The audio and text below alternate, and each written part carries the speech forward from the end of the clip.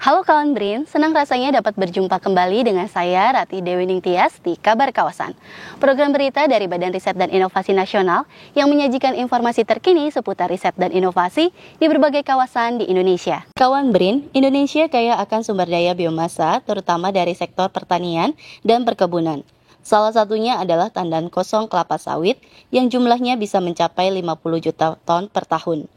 Melalui riset yang dilakukan oleh Profesor Roni Mariana dari Pusat Riset Kimia, Organisasi Riset Nanoteknologi dan Material, limbah kelapa sawit ini bisa diubah menjadi bioetanol sebagai substitusi sumber energi dan material bahan kimia yang bernilai ekonomi tinggi. Indonesia ini sangat melimpah jumlah biomasa. Salah satu yang paling potensi karena jumlahnya banyak sekali itu adalah limbah biomasa sawit.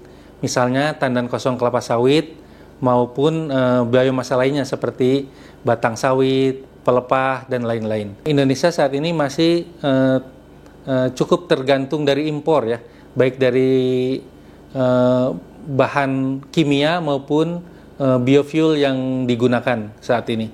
Jadi potensi biomasa ini adalah untuk mengurangi ketergantungan terhadap impor tersebut. Roni Mariana yang baru saja dikukuhkan sebagai Profesor Riset ke-70 BRIN pada Juni 2025 mengembangkan bioetanol generasi kedua yang ramah pangan dengan menggunakan limbah lignoselulosa dari kelapa sawit sebagai bahan bakunya. Dari limbah kelapa sawit ke bioetanol itu kita kenal sebagai bioetanol generasi kedua.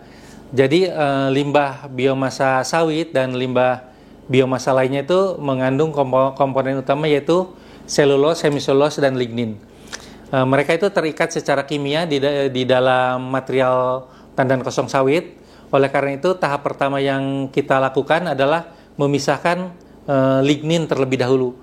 Proses ini dikenal dengan nama delignifikasi. Kemudian tahapan kedua setelah kita mendapatkan selulose adalah sakarifikasi. Jadi mengubah struktur selulosa menjadi monomernya. Jadi selulose itu merupakan struktur polimer yang monomernya adalah glukos. Nah, glukos ini dipotong-potong dengan enzim. Di laboratorium kami menggunakan enzim selulase dan juga beta glukosidase.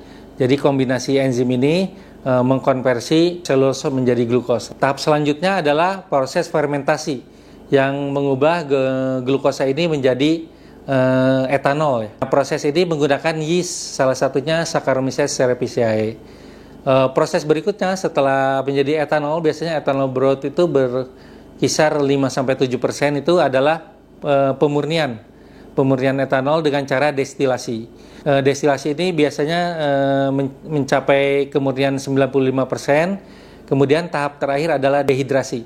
Jadi menghilangkan sisa air sampai dengan bioetanol itu mempunyai kemurnian 99,5% atau dikenal dengan istilah bioetanol yang fuel grade. Gitu. Menurut Roni, riset bioetanol ini masih menghadapi tantangan, terutama dalam proses produksi dan keekonomisan harga bioetanol sebagai bahan bakar.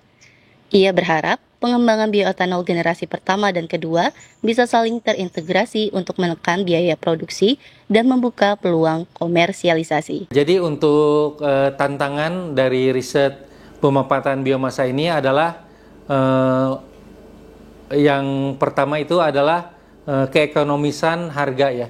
Jadi bioetanol baik sebagai fuel grade ini harganya masih jauh di atas harga bensin apabila kita bandingkan secara apple to apple ya.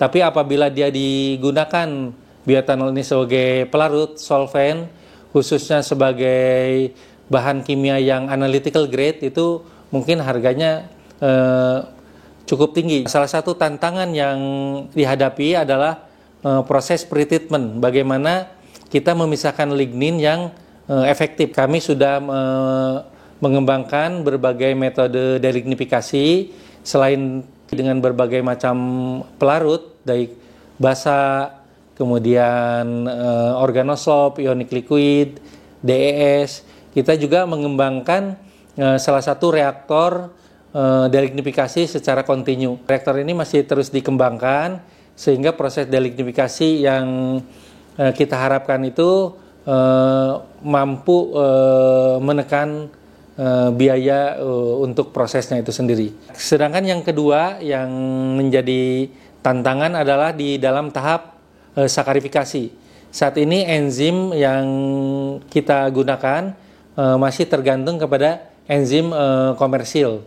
Nah, memang ada juga di tim kami yang mengembangkan proses ini secara laboratorium dan saat ini masih terus berkembang. Kedepannya mungkin kita bisa mengembangkan suatu sistem integrasi produksi bioetanol generasi pertama dan kedua. Misalnya salah satunya jika kita lihat di pabrik sawit, dari proses replanting itu akan dihasilkan batang sawit. Apabila kita press, itu akan menghasilkan nira. Nira ini kadar gulanya sekitar 10%, bisa menjadi bioetanol generasi pertama. Sedangkan padatannya itu bisa menjadi bioetanol generasi kedua. Harapannya dengan perpaduan teknik biorefinery ini, di mana selama proses produksi bioetanol G1 dan G2 ini, kita juga bisa menghasilkan berbagai produk kimia lainnya seperti lignin yang banyak dipakai di industri juga, kemudian ada glutathione, suatu antioksidan yang dihasilkan dari residu proses fermentasi.